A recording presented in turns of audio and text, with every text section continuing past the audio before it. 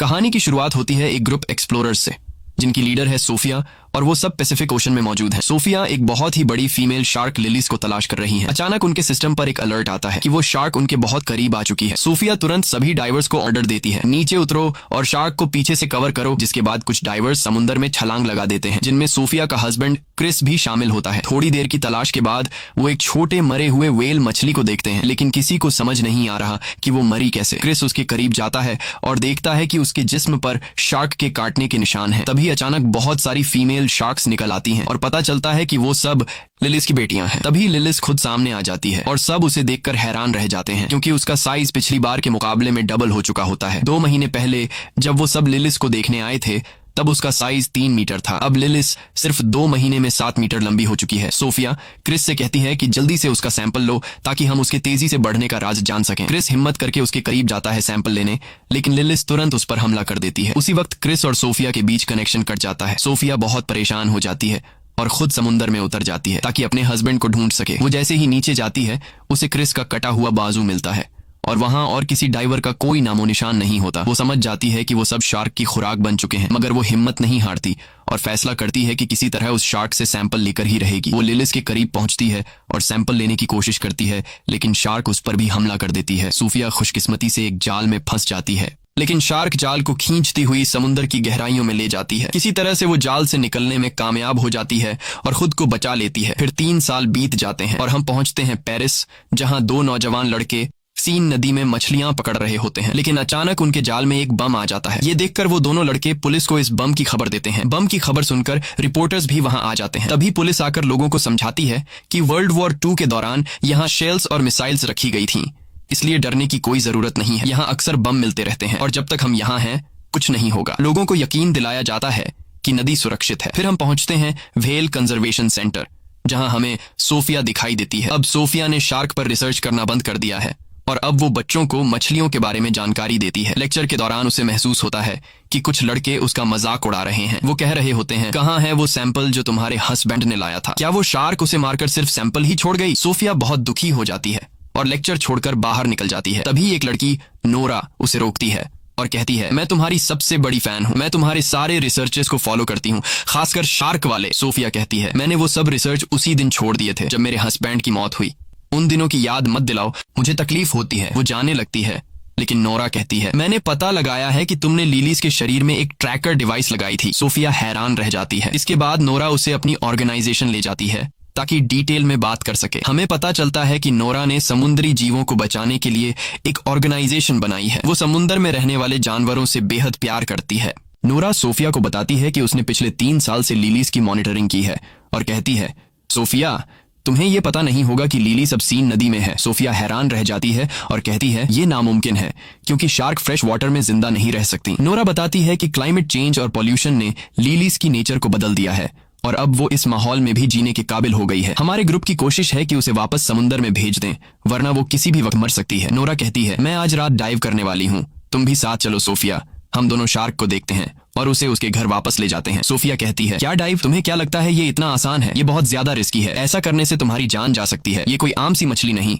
ये दुनिया की सबसे खतरनाक शार्क है। सोफिया वहां से निकलकर अपने घर पहुंचती है। घर जाकर वो अपने हस्बैंड के आखिरी मिशन की वीडियोस देखती है और वो रो पड़ती है, क्योंकि उसी ने अपनी टीम से कहा था कि वो इस मिशन में उनके साथ है। वो गिल्टी फील कर रही होती है क्योंकि वो सब उसकी वजह से मारे गए। दूसरी तरफ हम देखते हैं कि नोरा अपनी दोस्त बिन के साथ सीन नदी में एक बोट पर होती है। नोरा कहती है, क्या तू मेरे साथ नहीं उतरेगी? बिन पानी में उतरने से इनकार कर देती है और कहती है, तू जा, मैं यहाँ तेरा ध्यान रखती हूँ। नोरा अकेले ही पानी में उतरती है और लिलीज को हर जगह ढूंढती है। दूसरी ओर सोफिया सिस्टम में लिलीज की मूवमेंट्स ट्रैक कर रही होती है।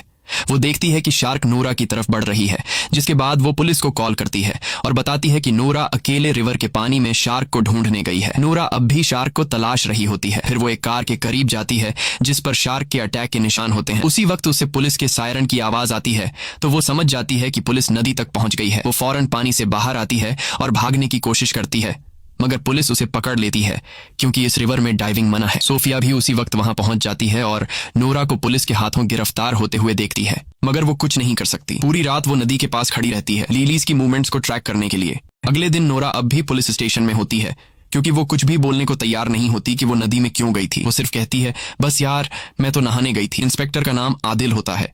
वो कहता है, तुम यहाँ से बाहर तभी निकलोगी जब सच बोलोगी। नहाने की कहानी छोड़ो, हमें बेवकूफ समझा है क्या? नोरा कहती है, सुनो भाई, मैं शार्क ढूंढने गई थी। आदिल हंसता है, क्या तू मेरे साथ मजाक कर रही है? नदी में शार्क? ये तो जहरीला पानी है। और फिर वो यहाँ आई कहाँ से?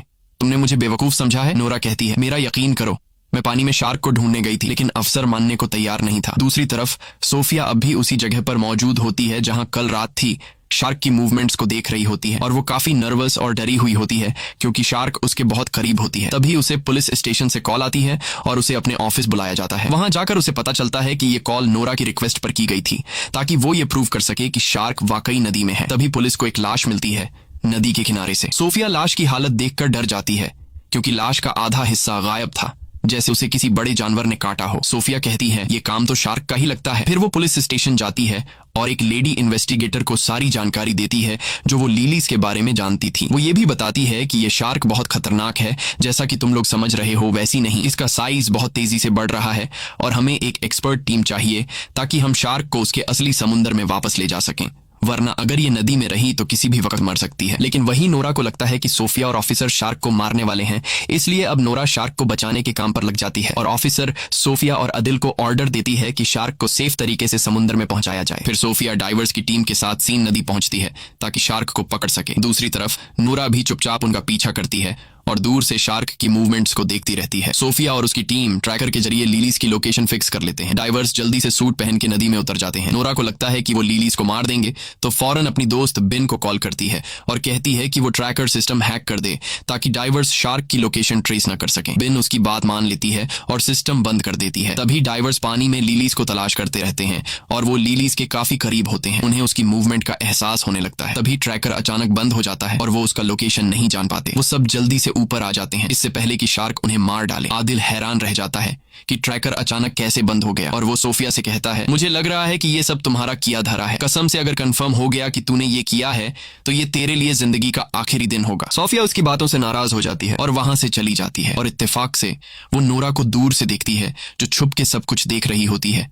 तो वो फौरन समझ जाती है कि उसी ने ट्रैकर का सिस्टम खराब किया है। रात को आदिल अपनी अफसर से बात कर रहा होता है और कहता है कि हमें दरिया के आसपास सब रुकावटें लगा देनी चाहिए जब तक हम उस शार्क तक नहीं पहुंचते। तो वो कहती है कि हम नदी का किनारा बंद नहीं कर सकते क्योंकि कुछ दिनों बाद यहाँ एक बहुत बड़ा रेस फेस्टिवल शुरू होने वाला है जिसे हम किसी भी हालत में रद्द नहीं कर सकते। पता चलता है कि ये फेस्टिवल एक बड़ी स्विमिंग रेस है जो सीन नदी में होने वाली है और इसमें देश के सबसे प्रोफेशनल स्विमर हिस्सा लेने वाले हैं। जाहिर है कि सिटी मेयर इस फेस्टिवल को कैंसिल नहीं करेगी क्योंकि इस पर $1 अरब से ज्यादा डॉलर खर्च हो चुके हैं। आदिल बहुत मायूस हो जाता है और सोफिया के बारे में सर्च करता है और उसे सब कुछ पता चल जाता है कि उसके आखिरी मिशन के बाद क्या हुआ था। उसका हस्बैंड और पूरी टीम मर गई और वो अब भी खुद को कसूरवार मानती है। आदिल बहुत दुखी होता है कि उसने उसके साथ सख्त बात की और उसे नाराज करके भेज दिया। अगले दिन नूरा एक वीडियो बनाती है जिसमें वो शार्क के साथ हो रहे जुल्म पर बात करती है। वो कहती है कि हर साल लाखों शार्क मार दी जाती हैं ताकि ब्यूटी प्रोडक्ट्स और अमीरों के खाने बन सकें। ये क्रिएचर भी इंसानों की तरह जीने का हक रखती है। वो अपने जैसे नौजवानों से कहती है कि वो उसकी ऑर्गेनाइजेशन में शामिल हों और लेलिस शार्क को समंदर वापस पहुंचाने में मदद करें। सरप्राइज ये होता है कि वीडियो को लाखों व्यूज मिलते हैं और उसकी टीम में सैकड़ों नौजवान शामिल हो जाते हैं। सबका एक ही मकसद होता है, लेलिस को सलामती से समंदर तक वापस ले जाना। फिर आदिल सोफिया से मिलता है और कहता है, मैं माफी चाहता हूं अपनी बदतमीजी के लिए और वादा करता हूं कि मैं तुम्हें सिटी मेयर से मिलवाऊंगा। तुम उसे सब कुछ समझाओ। जिसके बाद आदिल सोफिया को मेयर से मिलवाने ले जाता है। सोफिया मेयर को सारा किस्सा सुनाती है और स्विमिंग रेस बंद करवाने की रिक्वेस्ट करती है, मगर मेयर कहती है कि हजारों फौजी वहां पर मौजूद होंगे और फेस्टिवल अपने टाइम पर ही स्टार्ट होगा। कोई शोर शराबा नहीं चाहिए। सोफिया गुस्से में आकर कहती है, ये फेस्टिवल कैंसिल होना चाहिए वरना तुम सैकड़ों लोगों को मौत के मुंह में भेज दोगी। अगर वो लोग नदी में उतरे तो लेलिस एक एक करके सबको खा जाएगी और तुम्हें अंदाजा भी नहीं है कि लेलिस दुनिया की सबसे खतरनाक शार्क है जिसे कोई भी काबू नहीं कर सकता। मेयर कहती है, देखो बहन, साफ साफ बात सुन लो, फेस्टिवल कैंसिल नहीं होगा। सरकार ने $1 मिलियन खर्च किए हैं इस पर। फिर मेयर पुलिस को ऑर्डर देती है कि किसी भी कीमत पर उस शार्क को मार दिया जाए। पुलिस सोफिया से मदद मांगती है तो सोफिया कहती है, मैं एक प्लान बनाऊंगी कि हम उसे नदी से निकालकर समंदर ले जाएं, मगर उसे मारा नहीं जाएगा। वो एक प्लान बनाती है जिसमें खास फ्रीक्वेंसीज के जरिए शार्क को ट्रैप किया जाएगा और थोड़ी देर के लिए बेहोश करके उसे समंदर में शिफ्ट कर दिया जाएगा। मगर प्लान शुरू होने से पहले बेन आ जाती है और वो मान जाती है कि उसने ही ट्रैकर सिस्टम खराब किया था और अब उसे पछतावा हो रहा है। लेकिन मसला सिर्फ ये नहीं, नूरा ने लेलिस का लोकेशन ट्रेस कर लिया है और वो आज ही उसे समंदर की तरफ ले जाने का प्लान बना रही है। वो बताती है कि शार्क इस वक्त सीवरेज के टैंक के पास है। वो सोफिया और पुलिस से कहती है कि वो नूरा को रोके, क्योंकि वहाँ कुछ नौजवान भी मौजूद होंगे जो नूरा को सपोर्ट करने आए हैं और वो जगह बहुत खतरनाक है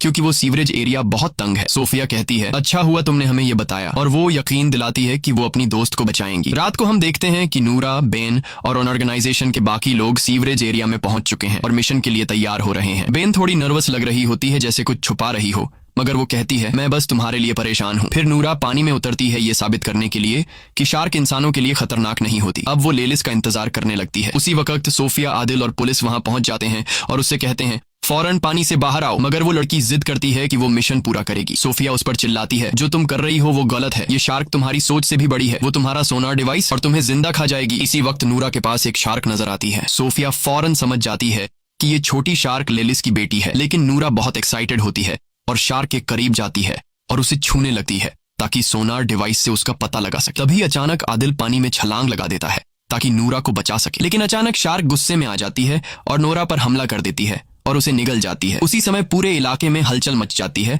और सभी नौजवान डर के मारे वहां से भागते हैं और उनका जो फालतू सा प्लान था शार्क्स को बचाने का, वो इन्हें ले डूबता है। अब हर एक बंदा खुद को बचाने की कोशिश में लगा हुआ था, लेकिन बदकिस्मती से जगह तंग होती है और काफी लोग पानी में गिर जाते हैं और लेलिस और उसकी बेटी उन्हें मार देती है। हर तरफ पानी में इंसानों के टुकड़े नजर आ रहे थे। सारा पानी खून से लाल हो गया था। जैसे तैसे करके स्विमर थोड़े बहुत लोगों को बचा लेते हैं, लेकिन ज्यादातर लोग वो होते हैं जिनके हाथ या टांगें कट चुकी होती हैं, यानी वो सिर्फ बचा हुआ शरीर वापस ले आते हैं। फिर सब जख्मियों को पीरिस के हॉस्पिटल ले जाया जाता है, जहां सोफिया शॉक में खड़ी होती है और यकीन नहीं कर पा रही होती कि क्या हुआ। वो रोने लगती है, अपने शौहर और पुरानी टीम को याद करती है। तभी आदिल उसके पास बैठता है और उसे तसल्ली देता है। कुछ देर बाद आदिल और सोफिया को सीवरेज एरिया में बुलाया जाता है। जब वो वहां पहुंचते हैं तो लेलिस की बेटी की लाश मिलती है। उसे लैब ले जाया जाता है ताकि सोफिया उस पर रिसर्च करे, शायद कोई क्लू मिल जाए। उसी समय सोफिया को पता चलता है कि ये शार्क सिर्फ 2 महीने की है और वो प्रेग्नेंट भी है, और सोफिया को लेलिस की बढ़ती हुई ग्रोथ का भी पता चल जाता है। हैरान करने वाली बात यह होती है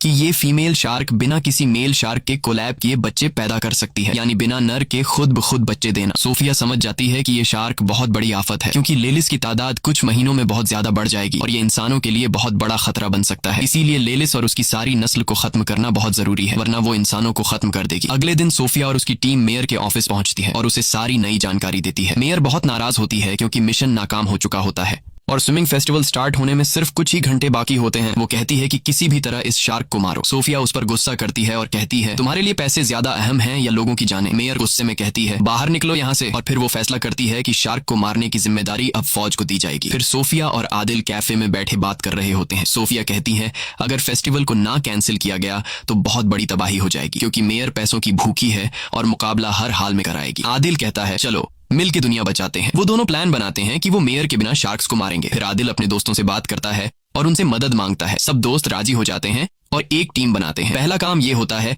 कि 2 बम एक्सपर्ट्स को बुलाया जाए ताकि वो पानी में डायनामाइट लगाए और उसी से लेलिस को मारा जाए। फेस्टिवल के दिन सोफिया, आदिल और पूरी टीम नदी में गोता लगाती है और शार्क्स की तरफ बढ़ते हैं ताकि बम खास उनके घर में लगा दें। उधर मेयर मेला ओपन कर रही होती है। उसे कुछ भी पता नहीं होता आदिल और सोफिया के प्लान का। फौज भी अपनी बोट्स में तैयार बैठी होती है किसी भी हमले के लिए। सोफिया की टीम शार्क के में जगह तक पहुंच जाती है और वो वहां हजारों शार्क मछलियां देखती है। सोफिया अपनी टीम को कहती है कि रुक जाए, क्योंकि शार्क इंसानी हरकत से खतरा महसूस करती है। दूसरी तरफ मेला शुरू हो जाता है और स्विमर पानी में कूद जाते हैं। सोफिया और उसकी टीम शार्क्स के बीच बम लगा देती है और जैसे ही काम खत्म होता है सब ऊपर जाने की कोशिश करते हैं। तभी एक शार्क आती है और टीम के 2 बंदों को मार देती है। सोफिया आदिल को खींचती है ताकि जल्दी निकल सकें, लेकिन बम जल्दी फट जाते हैं। धमाका होता है और टीम के बाकी लोग ऊपर उनका इंतजार कर रहे होते हैं। सोफिया आदिल को ऊपर ले आती है। टीम उसे बोट में डाल देती है क्योंकि वो जख्मी होता है। तब सोफिया फैसला करती है कि वो अकेले नीचे जाएगी ताकि यकीन कर ले कि लेलिस मर चुकी है या नहीं। लेकिन जब वो वापस आती है तो पता चलता है कि लेलिस अभी भी जिंदा है। फिर अचानक लेलिस कश्ती पर हमला करती है, टीम को गिरा देती है और पूरी टीम को मार देती है। लेकिन खुशकिस्मती से आदिल और सोफिया बच जाते हैं और ऊपर आ जाते हैं। तब वो देखते हैं कि शार्क तैराकों की तरफ बढ़ रही है, तो वो दोनों पानी में वापस कूद जाते हैं ताकि उसे रोक सकें। लेकिन तब तक बहुत देर हो चुकी होती है। शार्क पहले ही तैराकों तक पहुंच चुकी होती हैं और एक एक करके सबको मारने लगती हैं। एक ही झटके में नदी का पानी लाल हो जाता है। हर तरफ इंसानों के टुकड़े तैर रहे होते हैं। पूरा इलाका चीख पुकार और अफरा तफरी से भर जाता है। तभी फौज पहुंचती है और लेलिस पर गोलियां चलाती है, लेकिन उन गोलियों का उस पर कोई असर नहीं होता। सबसे बड़ा खतरा यह होता है कि नदी के नीचे कई बम पहले से लगे होते हैं। अगर कोई गोली उन पर लग गई तो पूरा शहर उड़ जाएगा। और फिर वही होता है, एक गोली बम से टकरा जाती है और जोरदार धमाका होता है। पूरा शहर तबाह हो जाता है। धमाके की वजह से एक भयानक सुनामी आती है जो पूरे शहर को बहा ले जाती है। कई लोग डूबकर मर जाते हैं, जिनमें सोफिया और आदिल भी होते हैं। सोफिया पानी की सतह पर आती है और बेहोश आदिल को देखकर किसी सुरक्षित जगह ले जाती है। दोनों एक लोहे के बड़े टुकड़े पर चढ़ जाते हैं। कुछ देर बाद आदिल को होश आता है और वो पूछता है, हम कामयाब हो गए? शार्क मर गई ना? सोफिया उसकी तरफ देखती है। उसकी आंखों में आंसू होते हैं, लेकिन वो कुछ नहीं बोलती। आदिल चारों तरफ देखता है और सदमे में चला जाता है। पूरा पेरिस शहर डूब चुका होता है और हर तरफ शार्क मछलियां तैर रही होती हैं।